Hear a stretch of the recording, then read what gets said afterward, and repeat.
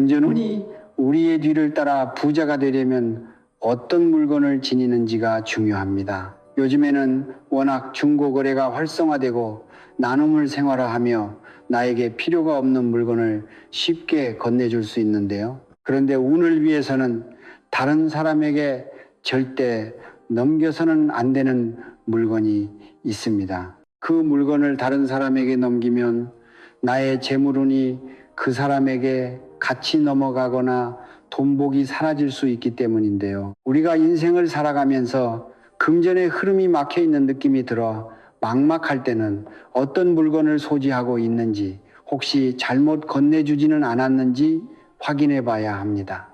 풍수에 따르면 우리가 가진 물건들은 풍수 도구의 역할을 하며 운을 살아나게 만드는데요. 오늘 영상을 끝까지 확인하셔서 어떤 물건을 쉽게 주면 안 되는지 알고 이런 물건들은 절대 남에게 넘기지 마셔서 재물운이 들어올 수 있는 기회를 꼭 지키길 바랍니다. 또 돈복이 흘러 들어오게 하는 방법들까지 모두 유념하셔서 풍요로운 삶을 이루시길 바랍니다. 듣기 전 여러분의 구독과 좋아요, 알림 설정은 필수인이 잊지 마세요. 타인에게 주지 말아야 할 물건 5가지. 그럼 이제부터 무조건 피해야 할, 우리가 무심코 재물운을 달아나게 하고 있었던 쉽게 건네면 안 되는 물건들을 말씀드리겠습니다. 다른 사람에게 절대 그냥 줘서는 안 되는 물건.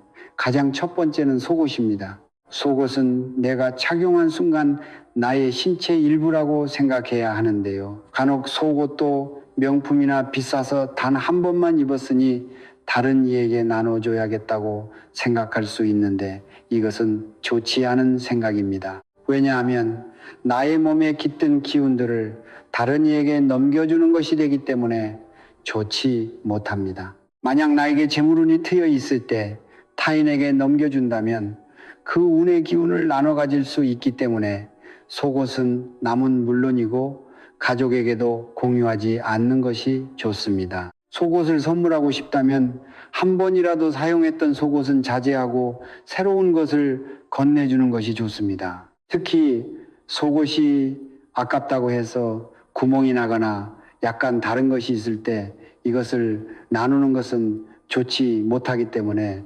돈과 행운을 위해서는 주의해야 합니다. 두 번째는 우리가 자주 사용하는 주방용품 중에 있는데요. 바로 날카로운 칼입니다. 이 칼은 생각보다 버리기 쉽지 않다 보니 그냥 버리기가 아깝고 누가 필요한 사람이 있다면 그냥 줘야겠다는 생각으로 가지고 있는 경우가 많은데요. 날카로운 물건이어서 버리기 힘들더라도 목적을 다한 것이라면 보내줄 수 있어야 합니다. 비슷하게 이가 나간 그릇도 마찬가지인데요. 그릇은 값비싼 그릇인 경우도 많기 때문에 그냥 버리기 아까워하시는 분들이 많지요. 그런데 만약 깨졌거나 온전치 못한 그릇이라면 이것은 절대 남에게 주어서는 안 되는 물건입니다. 이런 물건들은 인생에서 충돌을 만들고 운에도 안 좋은 영향을 끼칩니다. 그래서 좋은 운이 들어오다가 나가는 일이 종종 발생하지요. 마찬가지로 쓰던 그릇이나 밥솥도 더 쓸 수 있지 않나 해서 그냥 무심코 나눠주는 것은 좋지 못합니다. 물론 아예 쓰지 않은 미개봉 그릇이나 밥솥은 괜찮습니다. 이런 것들은 새 것이기 때문에 운에 큰 영향을 주지는 않습니다. 또 장식용의 목적이 강한 그릇도 괜찮습니다. 하지만 실제로 내가 밥이나 반찬을 담고 사용한 그릇을 그냥 생각 없이 나누지 않는 것이 좋습니다.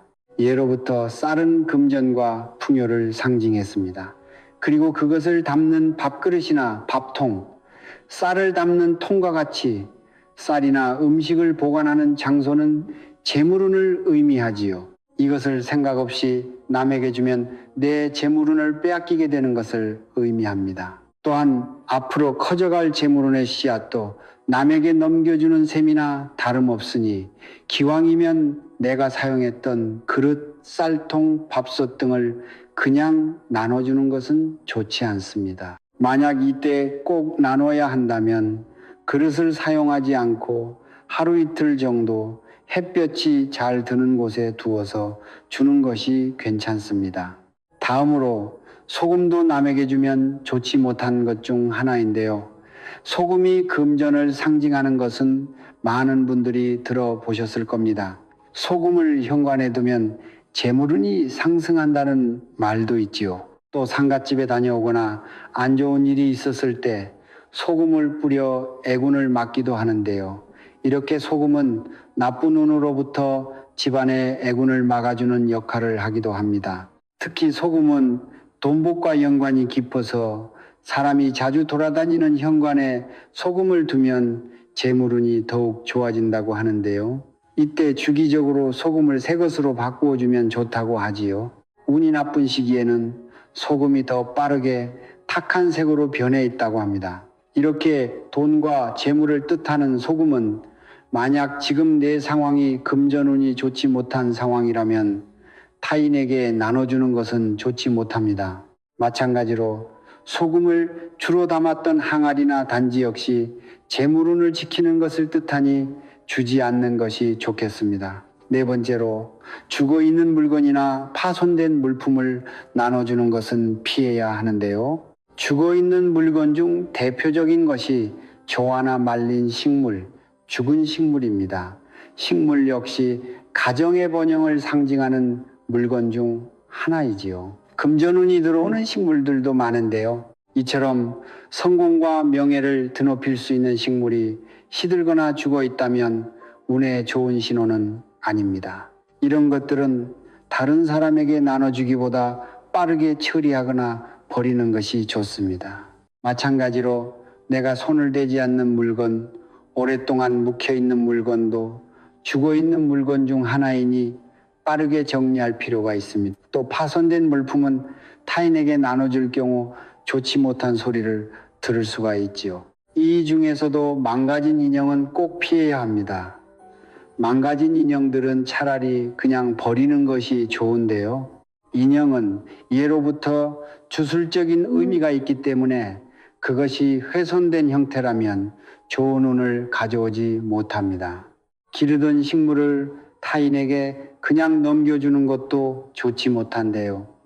이 식물 역시 속옷과 비슷하다고 보면 됩니다. 속옷을 한번 입으면 내 몸의 일부처럼 여기는 것은 나의 기운이 들어있기 때문인데요. 식물 역시 나와 한 집에서 같이 살았다고 보기 때문에 내 기운이 담겨 있다고 봅니다. 그래서 기르던 식물을 그냥 나눌 경우 내 기운이 마이너스가 될 수 있으니 이런 경우에도 주의하여 가급적 타인에게 주지 않는 것이 좋습니다. 다른 사람에게 선물해서는 안 되는 것. 마찬가지로 우리가 일상생활뿐만 아니라 타인에게 기쁜 일이 있을 때 선물해서는 안 되는 물건들도 있는데요. 특히 금전운을 위한다면 이 물건들은 피하시는 것이 좋습니다. 왜냐하면 좋은 의미를 담아서 선물했는데 받는 사람에게 안 좋은 영향을 끼칠 수 있고 무엇보다 내가 선물하면 내게 있는 복이 달아나는 물건일 수 있기 때문입니다. 가장 먼저 지갑입니다. 재물운을 위해서는 지갑은 주고받지 않는 것이 좋습니다. 간혹 자신이 번영하고 성공했던 시절에 지갑을 소중한 사람에게 선물하거나 건네는 분들이 있는데요. 이것은 좋지 못합니다. 왜냐하면 소중한 사람과의 추억이 깃든 사진과 지폐, 동전을 담는 것이기 때문인데요. 좋은 운과 금전운이 상대에게 넘어가거나 사라지게 된다고 합니다. 이때 새 지갑이라면 괜찮습니다. 다만 의미가 좋고 괜찮다고 해서 내가 쓰던 지갑을 선물하는 것은 내 평생에 운을 준다는 의미와 같습니다. 그러니 타인에게 새 지갑을 주는 것은 상대방에게 행운을 기원하는 의미를 지니지만 내가 쓰던 지갑을 주는 것은 하지 않아야 합니다. 마찬가지로 가방 역시 타인에게 선물하지 않는 것이 좋은데요. 가방의 경우는 지갑보다 조금 더 큰 의미를 지닙니다. 지갑은 지폐와 동전을 주로 담는다는 의미에서 재물과 연관이 깊지만 가방에는 나에게 소중한 각종 물건들을 많이 담게 됩니다. 이것은 내 전반적인 운과 관련이 깊지요. 그렇기 때문에 내가 번성했던 시절에 가방이라고 해서 남에게 선물한다면 좋지 못합니다. 가방 역시 미개봉 새 제품인 경우는 선물해도 괜찮지만 이미 내가 쓰고 있던 것이라면 값비싸고 좋은 것이라고 하더라도 선물하는 것은 좋지 못한 선택이 될 수 있습니다. 세 번째로는 금고입니다. 금고 또한 내가 쓰던 금고를 선물로 줘서는 안 되는 물건인데요. 금고 역시 지갑과 의미가 비슷합니다. 중요한 재물이 들어있던 곳이기 때문에 다른 사람에게 주게 되면 나의 재물운을 사라지게 할 수 있습니다. 그러니 웬만하면 금고를 선물하기보다는 상대방이 원하는 물건을 살 수 있도록 현금이나 쿠폰 등을 지원해 주는 것이 나와 상대의 운 상승 측면에서 더욱 도움이 될 수 있습니다. 그리고 침대 매트리스도 타인에게 선물하기 좋지 못한데요. 침대 매트리스는 주로 집의 안방에 놓여 있습니다. 그리고 자는 곳은 기가 가장 모여 있는 곳이지요.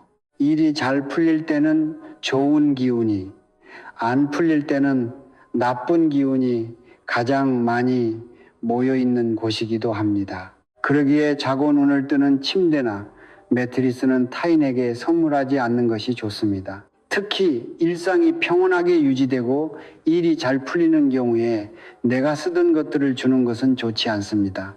좋은 운이 다 사라질 수 있기 때문인데요. 만약 상대에게 매트리스를 선물해야 하는 상황이라면 내가 쓰던 것을 주기보다는 금전적인 지원을 해주는 것이 좋습니다. 또 내가 쓰던 가구를 그냥 선물하는 것도 피해야 합니다. 우리가 집안에서 쓰던 가구는 가구 주인의 기운이 담긴 풍수 물품이라고 여겨지는데요. 그렇기 때문에 쓰던 것이 아깝다고 해서 그냥 넘기는 것은 좋지 않습니다. 또한 가구는 가족의 질서와 행복을 뜻합니다. 가정에도 안정을 주는 물건이기 때문에 잘 쓰던 가구를 남에게 주면 그러한 행복들이 깨질 위험이 있지요. 그러니 가구를 선물해야 할 상황이라면 내가 쓰던 것보다는 새로운 것을 선택하는 것이 좋습니다. 진짜 나눠야 하는 상황이라면 이런 물건을 모두 버려야 하는지 걱정하시는 분들이 있습니다. 또 운을 나누는 것이면 알겠는데 물건이 너무 아깝다면 어떻게 해야 할지 소개해 드리겠습니다. 먼저 아직 운이 닿지 않은 물건이고 사용할 수 있다면 그 물건을 주는 조건으로 소정의 돈을 받고 나누는 것이 좋습니다. 우리가 타인에게 공짜로 주거나 선물을 하는 것이 아니라 소정의 금액이라도 거래를 한다면 서로 그 물건의 가치를 공유하는 것을 뜻합니다. 그렇기 때문에 안 좋은 영향을 줄일 수 있지요. 중고 거래도 많이들 하시는데요. 조심해서 하시는 것이 좋지만 만약 이 물건이 너무 아깝고 새 것과 같다면 이렇게 서로 윈윈할 수 있는 방향으로 주고받는 것이 좋습니다. 우리가 좋은 꿈을 꿨을 때 그 꿈을 필요한 사람에게 파는 것과 비슷한 결이라고 보실 수 있습니다. 그런가 하면 무조건 돈이 오고 가야 하나요? 묻는 분들이 계시는데요. 이 말을 꼭 돈으로 받아야 한다는 뜻은 아닙니다. 그 물건을 단순히 건네주는 것이 아닌 주고받는다는 의미, 필요한 물건을 서로 바꾼다는 의미가 중요하지요. 그래서 가치로 환산해서 마음을 주고받는 것이 중요합니다. 돈이 아니라면 나에게 도움이 될 만한 일이나 좋은 말로 받는 것도 괜찮습니다. 또 이것은 가진 물건에 대한 예의를 지키는 일이 되기 때문에 정말로 그 물건을 나보다 더 잘 쓸 수 있으면 좋은 일이 되지요. 마지막으로 이런 물건을 나눠주기 전에 햇볕에 하루 이틀은 두는 것이 좋습니다. 해는 양기를 뜻하며 새로운 기운을 받는 것과 같습니다. 그래서 내가 쓰던 물건에 이런 기운을 받게 해주는 것이지요. 해가 잘 드는 곳에 놓아둔 뒤 며칠 뒤에 나눔을 하는 것도 괜찮은 방법입니다. 재물운을 위해 가져야 할 마음가짐, 금전운을 위해서는 타인에게 물건을 주고받는 것에도 주의해야겠지만 가장 중요한 것은 사람과의 관계입니다. 인복을 얻어야 재물도 들어온다는 말이 있듯이 누구를 만나느냐가 정말 중요합니다. 그러기에 사람을 만날 때는 희망을 말하는 사람과 만나는 것이 좋습니다. 희망의 나무에 희망의 꽃이 핍니다. 항상 좋은 말을 듣도록 노력해야 합니다. 마음이 차분해지고 경건해지는 말을 들을수록 좋은 운이 깃들어 그 운이 나에게도 전해집니다. 또 맞지 않는 사람과 억지로 인연을 이어나갈 필요는 없습니다. 이것 역시 운을 빼앗기는 행동 중 하나입니다. 그래서 나에게 해를 끼치는 인연이라면 악담을 하기보다 서서히 멀어질 필요가 있습니다. 악담은 순간 속이 시원할 수 있지만 결국 자신에게 되돌아옵니다. 사람을 만났을 때 그 사람이 좋다고 해서 무작정 끌려다니지 않아야 합니다. 중요하지 않은 일에 휘말리지 말고 나의 에너지를 아낄 필요가 있습니다. 그리고 단호하게 끊어내야 할 때는 끊어낼 줄도 알아야 합니다. 인간관계에서는 말을 조심하지 않는 사람들이 많은데요. 아무리 친해도 할 말과 못할 말은 가려 말할 필요가 있습니다. 이것이 복을 만듭니다. 우리의 말은 입 밖으로 나오는 순간 되돌릴 수 없습니다. 그렇기에 운을 만드는 행동 중 하나는 함부로 비난하지 않는 것입니다. 말의 중요성은 100번 강조해도 지나치지 않습니다. 대화를 나눈다면 경청할 줄 아는 사람이 되는 것이 좋습니다. 말을 먼저 하려는 사람보다 들을 줄 아는 사람에게 좋은 운이 옵니다. 같은 말도 1000번, 만번 하면 기적을 불러일으킵니다. 그러니 좋은 말은 계속해서 외쳐보세요. 많은 부자들과 성공한 사람들 역시 나는 운이 좋다라는 말을 하루에 수십 번 외쳤다고 합니다. 반복은 위대한 힘을 가져옵니다. 좋은 글과 좋은 말의 주인이 되어 나의 생각과 말투를 선하게 바꾸면 풍요는 뒤따릅니다.